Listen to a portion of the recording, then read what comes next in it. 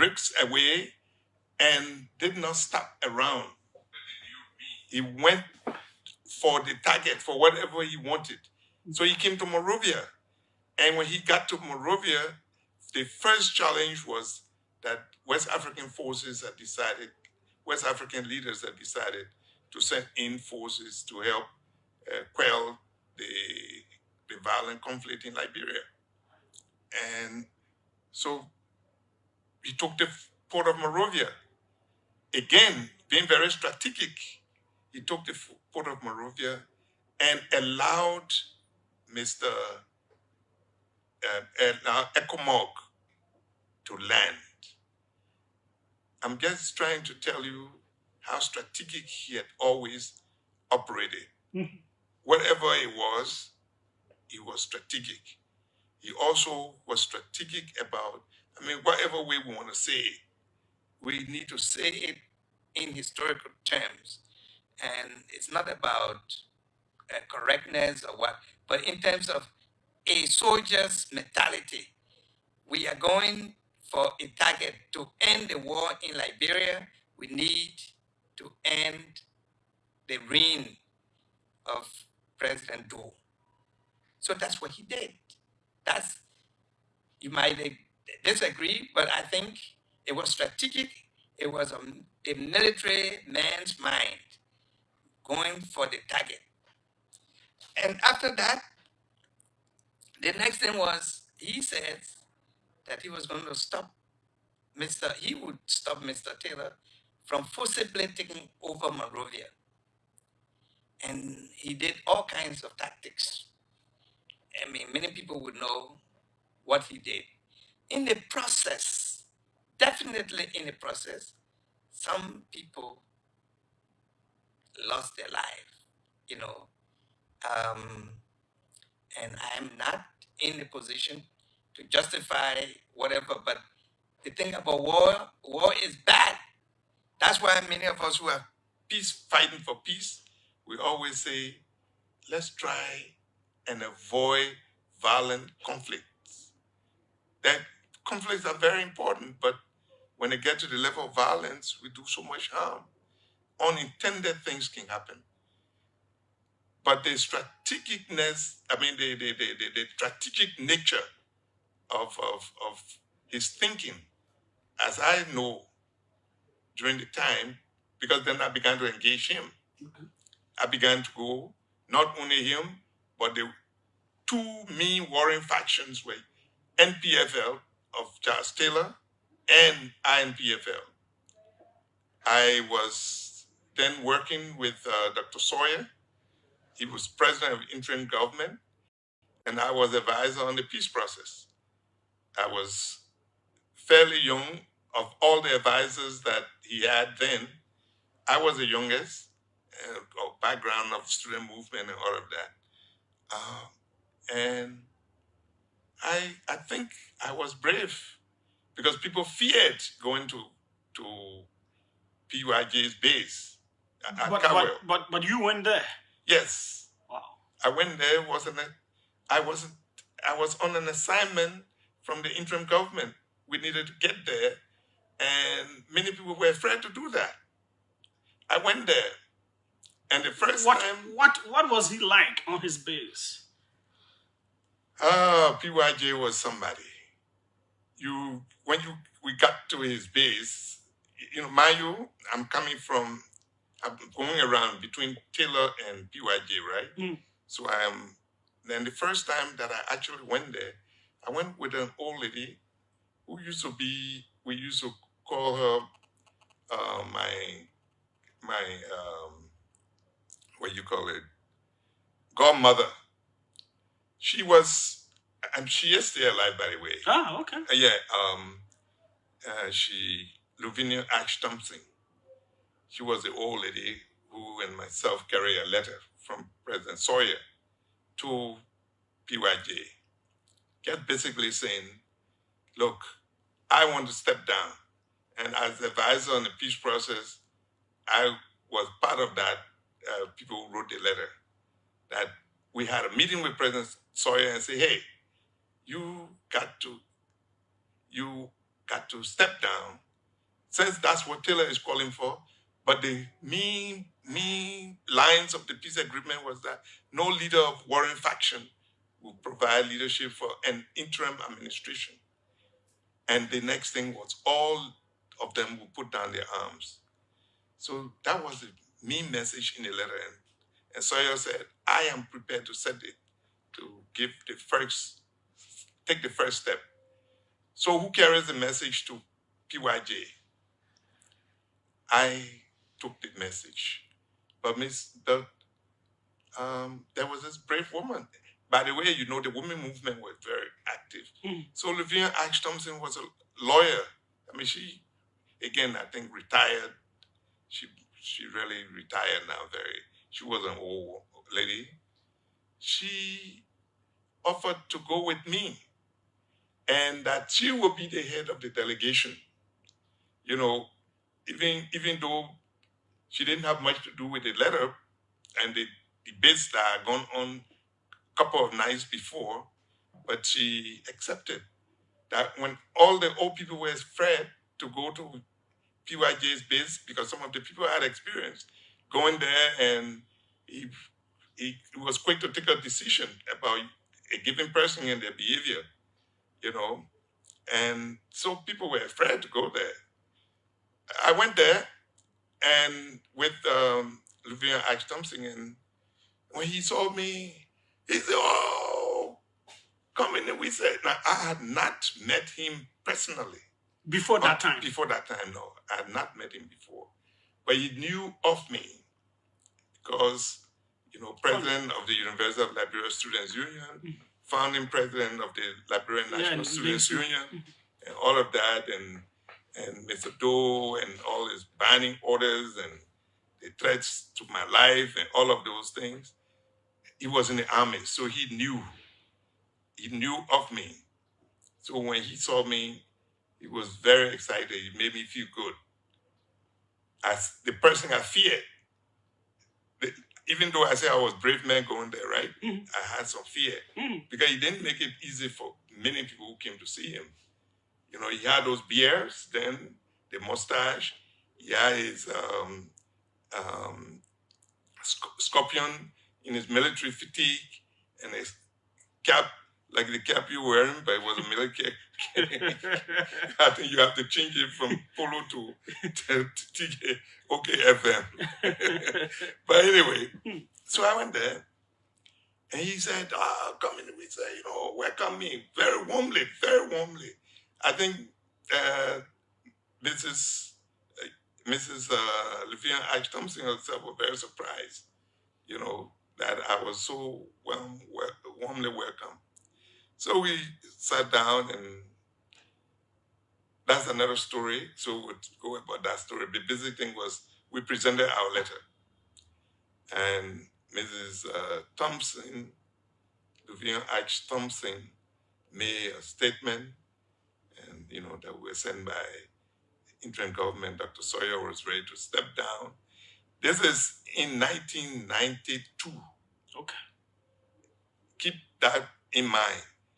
The war started December 89. I mean, really, we can say 1990. So 1990 and 1991. So we go to this thing, and Sawyer says he's stepping down. So we go there, and the lady delivers this message, and the letter is presented. He reads the letter, and he says, this Sawyer man, he's a smart man. He made all the nice things about Sawyer. He says, but why did Sawyer send you? Come in, we said, why did man send you? You are a good man. You are a very good man. If there were some other people he sent, I was going to judge them right here. You're going to see. Yeah, Dibida. No, he didn't say that. He just said you were going to, but I was a good man, and that, so he welcomed me. So, and we had gone there early in the day in order to leave. We had gone there about 2 o'clock. The idea was we go there, present the letter, and leave before the daytime, before the nighttime. Because there were all manner of stories that if you were there with him and he began to drink his Budweiser, and he began to play his guitar and sing his down by the rivers of Babylon, then you're in trouble. But we went there and he relaxed. He made me relax. And he began to tell various stories. I listened. We had a very brisk conversation, but we were just waiting. We wanted to leave. Those were 4 long hours up to 6 o'clock. But how to say it? Sorry? How to say it that you wanted to leave? Oh, no. Whenever it was a suggestion, like the old lady would say, Mr. General Johnson, we're about to leave. Why you afraid? You want to be with me? So, and most time it was yes, sir. It was yes, sir. Of course, you would have said, something like, when we were in Tottenham High School and you were wherever, I think in Yekipa then, and wherever we heard about me first, you would say a few things about that. You're a brave man. You stand in front of the door and talk the way you talk. You're the one who said the military should go back to the barracks, not so? I say, yeah, yes, sir. I've forgotten that this man, his classmates then were Comfort Sawyer, Mrs. Sawyer, President Sawyer's wife, Situma, Morris Situma. They were guys in Tottenham High School. I didn't go to school in Monrovia. I came to Monrovia only to work and to go to University of Liberia. So my experience was from Harper, Kipamas High School, to Yekipa and Buchanan, and then to Monrovia. So these were Monrovia guys. So he would talk about some of those old friends, And of course, it was time for us to leave. And, there was something that happened. Tell us. Well, that was when he made a case. He said to us that, for him, it was about ending the war. And he kept talking that he left NPFL because Mr. Taylor did not want to end the war unless he was assured that he will be president. And he wanted the war to continue to Monrovia until he would become president. In his thinking, the way to end the war was to have there was a target that since we did not make a coup, then the approach would be to remove what he considered the obstacle, which was President Doden, that was killing Nima people and other people. And like you know what makes you, because he knew that I was taken to the PTC with a gun in my ear, with Isaac Musa. He was a sergeant assigned to Kwibomba, that they carried me on the beach to execute me on those orders. Exactly where the 13 three-party officials were executed after the coup. Just that point that was where the gun was in my ear already when Kwibomba called and said on the radio, on the handset, and said, as you were, bring the man to Post Taki. and I was taken to post-acid. That's how my life was saved, that Wow. close. And Kwigumba said... Then you will not be sitting here today. We will not even know about you. Maybe we will not even hear about you. But... So PYJ knew those stories.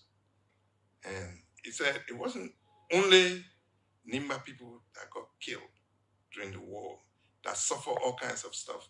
But we wanted to end it. But we couldn't kill so many people. You know, keep on, the war could not continue because one person wants to be president. If we didn't want Doe to continue to be president, then Charles Taylor cannot continue to be president. Those were the conversations that took place. And it was during that time that something dramatic took place. And some of what I'm saying, I'm not saying it after the man has died. I'm saying it to tell people that when I appear before the TRC, when I appear before the TRC, and you can go back to the TRC tapes, I said some of these things. I respected his judgment, his, first the strategic thinking, that we can't continue this war. People are dying. This is 1992. And he said, so whatever I did with Doe, it was because I thought that would end the war at that time. But Charles Taylor was not ready because he was already in Monrovia. He said if Taylor had agreed, the war would have been over. He said, but Conmany, let me tell you, I am going to get Taylor. By this time, Taylor too was planning for him. Because when we left, we went to Taylor's base. We went to Taylor's base in Banga. The only and myself.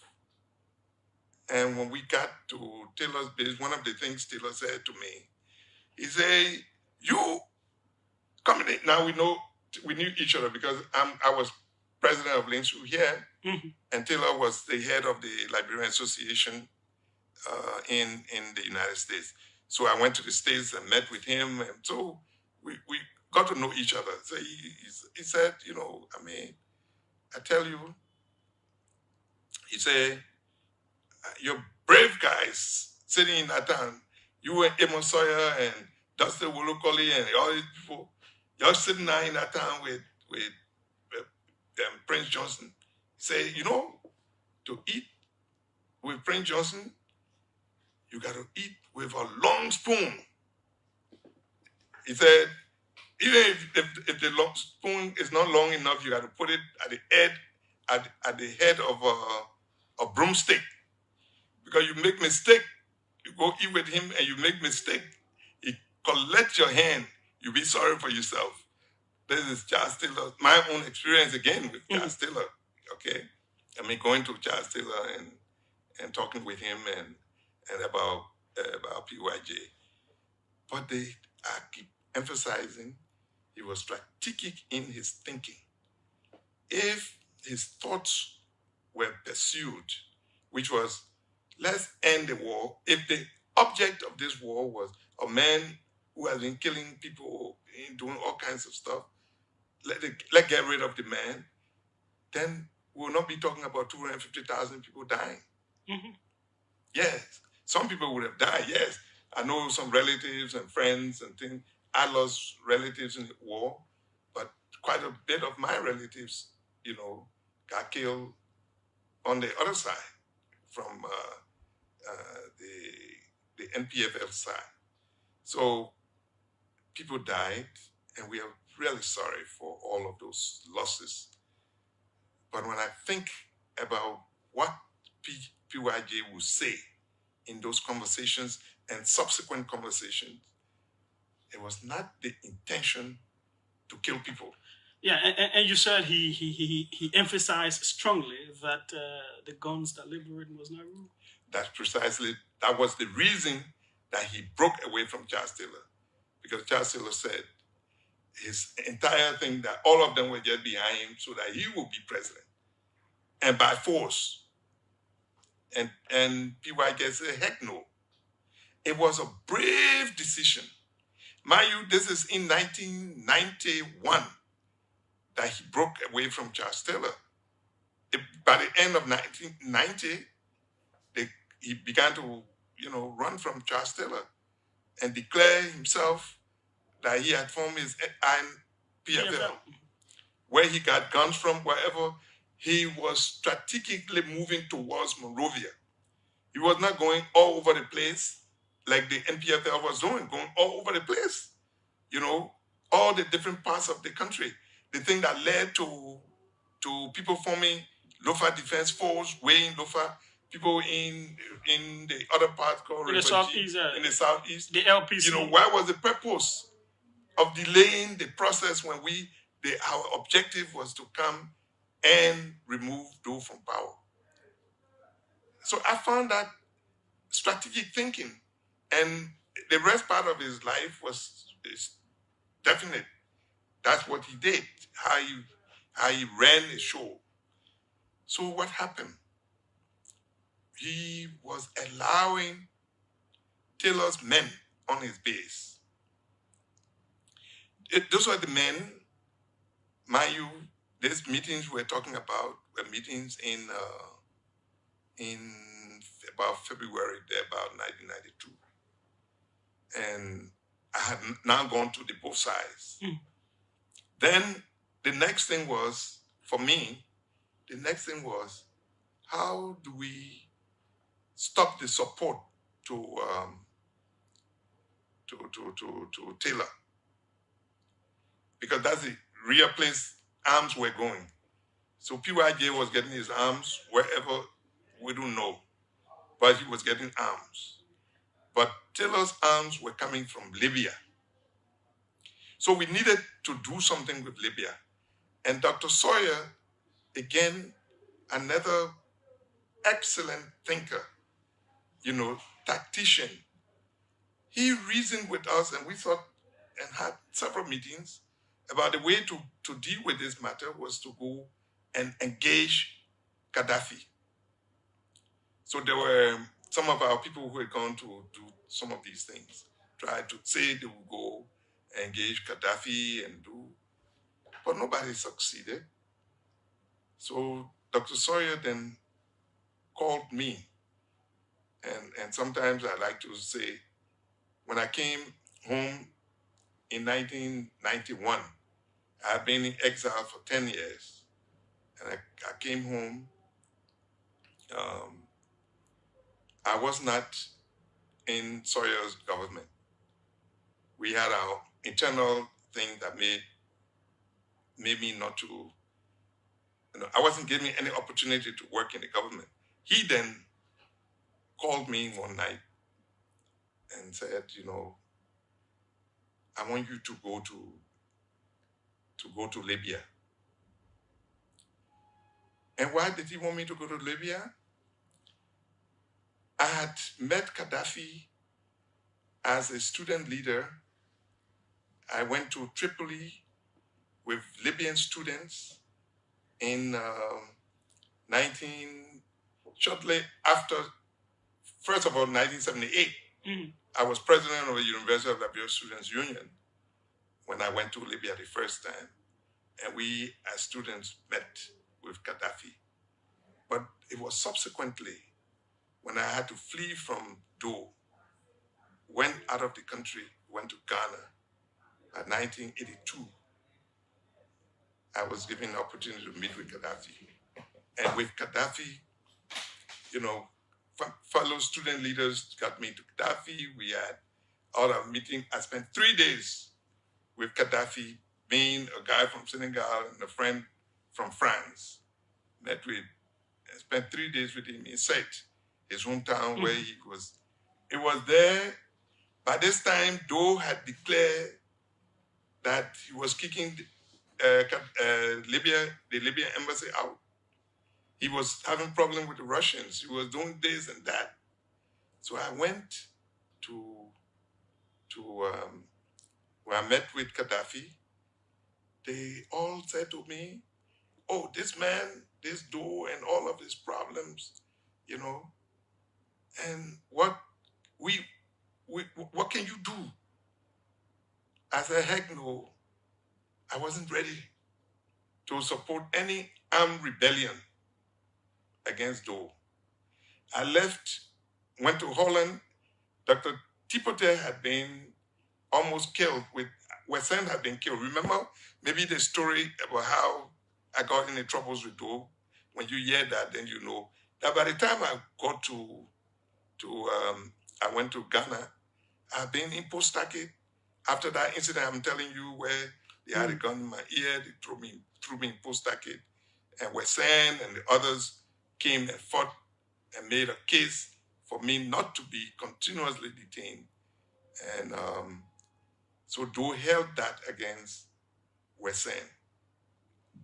When they killed, the day they killed Wesseh, if you ask the people, some of the people who were in prison with him are dead now. But there's one person around, Deacon Callow. He's still around. He was in post-stacket that night when Wesseh told them that Doe wanted to kill him because of Conmany Wesseh. Because he stood up. So they call him a socialist, he was a communist, and all kinds of stuff. This was the time of the Cold War. And that is why our story is long. When people are limiting all our stories to only Liberians and grab one man, when people were talking, and that is why I have opposed the War Crimes Court. Because if they wanted to know people to be held for crimes that were committed here, they're not only Liberians, they will catch some people.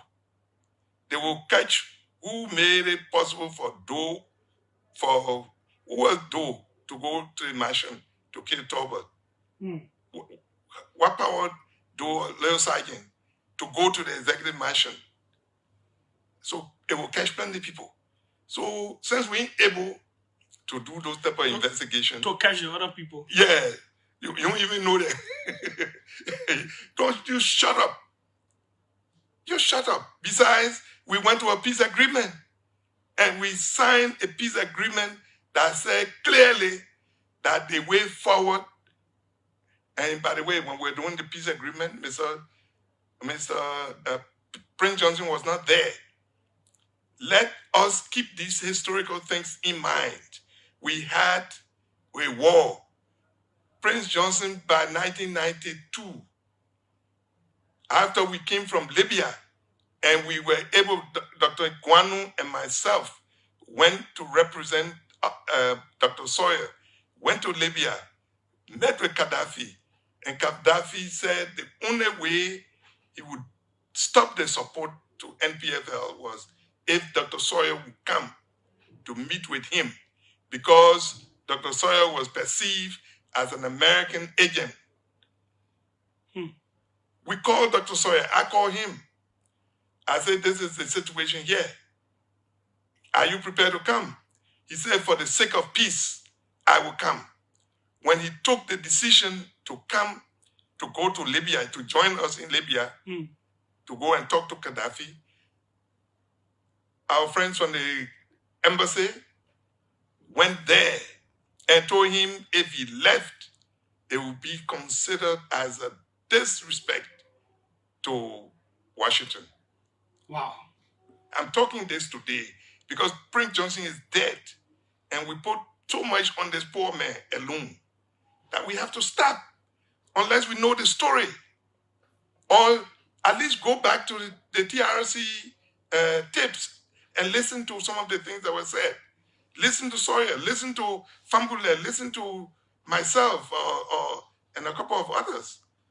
Then you will stop, talking war crimes code. Especially many of the people talking about war crimes code were either in their mother's bellies or they were little children in the cradles. They don't know what happened. All right? So it was that which made Gaddafi to stop the support, exactly what Sawyer wanted. So Gaddafi stopped the support. And that means Sawyer didn't go there? No, he went. Okay. Oh yeah, that's a defiance. That was the most defiant action that Sawyer took. I called him and he said, I will be on the plane the next day.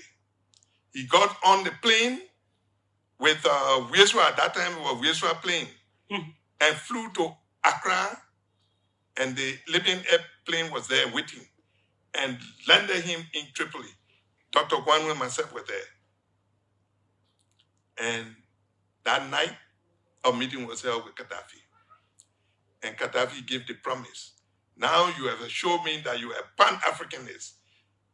This is an African situation. You come to me. Gaddafi called Blaise Compaoré and said, From Burkina Faso. Of Burkina Faso, everything you got must stop.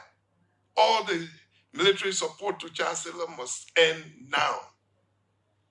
It was that which made Taylor desperate. When you see Taylor and when Taylor took over, among the first people he almost killed, and was one of those, with Brandon Samokai and the others, because of the position we held.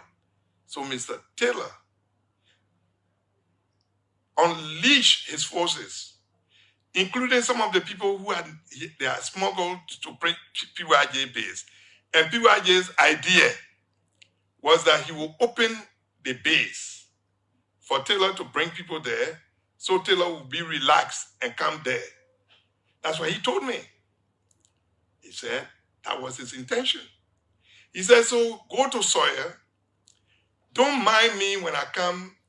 Maybe you're too young to know what was happening. That he will go to Savitre's restaurant, just to Duko. Going up Duko, there was a restaurant there called Savitre's. He will park his cars there, and he will say, he will call Sawyer Ma, call Sawyer Pa, call him Sierra Leonean, call him all kinds of stuff. And the ECOMOG people will come to Sawyer and say, there is a man down there that we can go and arrest him and bring him. Sawyer will say, you leave him alone. Because I had now been to Sawyer and said, this PYJ coming, causing you. He said he was doing it to relax Taylor. So Taylor can feel relaxed to come. But Taylor himself was a smart, whatever name you can use on your radio. But you don't get, it was a smart man. Taylor is a smart man. That's why he's still alive today. Very smart man. He did not do that. He sent his men. He continued to send men until they attacked the base, Octopus. The beginning of Octopus was on Prince Johnson's base. Before they started to launch in Monrovia Central. There's one major thing the late Senator Johnson has always said about some money from the bank, I think 8 million plus, that he turned over to the interim government. He felt that, I don't know what happened, one of those things. He always has that. That's not true. That's not true. Okay. He said many things. He was saying many things, mostly. He said many things, mostly, to relax Taylor. When he wanted really, he said to me, and I myself went to BTC. I went to BTC, I met Doe at BTC. He was a very brave man to pursue his vision. He go for it. I mean, we got to know that Liberia has produced men. And most times, it's not all the time that people. So when we say Sawyer, he was an intellectual hero. PYJ was a military strategic hero. So if the people I mentioned in the thing I wrote, I mentioned him, I mentioned Charles Taylor, I mentioned Ellen Johnson Sirleaf, and Amos Sawyer. People get up, you can say whatever you wish to say about any one of those people. They were critical, they were very staunch Liberians of some make. You know, just like... No, but others have testified. They actually turned money over to the interim administration. But I was in the interim administration. There is no such thing. It didn't happen. Then what happened was money, Liberian dollars. Liberian dollars, Liberian money had been found. I think they had imported the money by ship or something, and some of the things, along with the Budweiser beer and stuff that PYJ took. He had some money. And Mr. Taylor people too, they looted some money. And that is why... But did he turn it over to the interim administration? No. Because even in his last step before... it is not true. He repeated that. No, it's not true. Why, if that happened, why did the interim government change the money? When the interim government changed the money and we had new money, it was to make nonsense out of the money that was found. So that's another issue for, we're not going to... There are many things that PYG said, which was, again, in his strategic thinking. If you're not careful, you could go. But I just want to let you know that he was a strategic thinker. He was a military strategist. He was a tactician. Because I think I have to bring you for a part 2, because we didn't get to the point as a senator, as a kingmaker, how you saw him and all those kinds of things, and time is already out of our hands. Next time, don't call me when you don't have time. Okay, no, I would. Next time, I will give you 1 hour 30 minutes. Okay. Yeah. So let us take a few calls. His name is Conmany, who is a former senator of River G County, former negotiator, one of the negotiators of the peace process of the country. Let's take just few calls. 777-700-995, 555-995-995. We still need to talk about PYJ, the senator, PYJ, the kingmaker. Welcome. Let's hear you. Thank you for putting me on your illustrious platform at this time. Quickly. Yeah, my name is Michael Kutumu, and I join you this evening from Central Moravia. Let me appreciate the former senator for his forensic analysis when it comes to an ingoing the late Senator White Johnson. Some of us at that time were not alive, but we think what you're saying is right. Yes, that's the reason today we take our time to the radio to listen to him. Okay, thanks so kindly. Let's go international. Welcome. Let's hear you. Good afternoon, Julius. Frank Gibson and I call from Paris. There are 2 things I want to disagree with your student guest with. The first one is he knows where Chancellor guns were coming from. Chancellor was in Banga, but Prince Johnson and in Monrovia, he does not know where Prince Johnson's guns were coming from. And the second thing is... but were you force him to know? He said he didn't know how he was... He would not know, because he didn't want to say that America was giving Prince Johnson guns. But the man just said some things about Americans. He said things about Americans. So why you not talking about... The American would not wanted, they never wanted for Sawyer to go to Libya. Yeah, he said that's not too important. That's not a grave allegation to say America will army Prince Johnson. Now, the second aspect is Prince Johnson has been like 200. So do you have evidence that they were arming him? I have evidence that the American was arming not even that only Prince Johnson, but the armed land rebel, the armed Ulimo to fight Charles Taylor. I can prove that anywhere if the American want to bring me to court. Now, the second aspect I want to disagree here with is Prince Johnson has been alive 2 hours. And he always said that he told out this morning, and Mr. President said that their students have been alive. They're hearing these things, but why you're not telling Prince Johnson today? Prince Johnson is there. But have you watched his TRC hearing?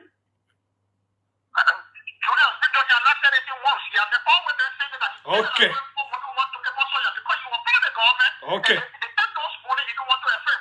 Okay, thanks. So kindly you address that. Hassan Belite says now that he said he opposes the war crimes. Quote, I wish to inform him of the following. 1, war crimes are international crimes and can be prosecuted by any state party, irrespective of whether crimes are committed or the nationality of the suspect. 2, nobody, no state, and no peace agreement has the authority to pardon a war criminal outside of the code. 3, if Liberia refuses to do these prosecutions, the accused can be prosecuted through a legal doctrine called universal jurisdiction, as evidenced by ongoing prosecutions by jurisdictional authorities overseas in collaboration with a Liberia-based organization. Though I disagree with him, but I do have huge respect for him and his opinion. This will be the final one that we're giving 2 minutes to wrap up as the news comes up. Welcome, let's hear you. Yeah, hello, Junior. This is William Brown. Thank you so much. Quickly. Yeah, Julius, I think the senator spoke well, but I think I will invite the senator at his age now, at least to write a book a little bit on the discussion on the issue. It's very because significant. It will help the next it will help the next generation. And then one other issue is that the senator, perhaps it was an oversight. He said that Prince Johnson broke away from Charleston in 1991. Well, maybe it was an oversight because Prince Johnson captured those September 9, 1990 when he was already on breakaway in the Control. So you are quite right. Yeah. He said you're right. You are quite right. Thank you so much. Okay, we come back to you, sir, for the next 2 minutes, folks. Well, I'll try to bring him next week, perhaps for 2 hours. It's like the interest in this is high. So yeah, we should because too many falsehoods going around, and that's why when you're here PUIJ feeling painful, there are some things you couldn't say, and this our war. They got plenty of people. If you want to go to war crimes court, but you see, the United States. Why you think you never heard that the United States took Abraham Lincoln to war crimes court? Abraham Lincoln, he signed the Declaration of Independence. I mean, he signed the proclamation to free slaves. But at the same time, the most serious and massive executions of Native Americans, of Indians, 38 people were hanged as in a mass way. It was Abraham Lincoln who carried out. But the people have chosen that the things they will remember about their leaders are those positive things. PYJ played an important role to end the war, although people don't remember that he only took part out of the 14 years of war, he only took part in less than 3 years. The rest of the time, there were different people, different from various backgrounds that took part in the war. But you hear them talking, PYJ. He didn't even take part in the peace agreement. He was not allowed. He was in Nigeria. When we were doing that, he was nowhere around.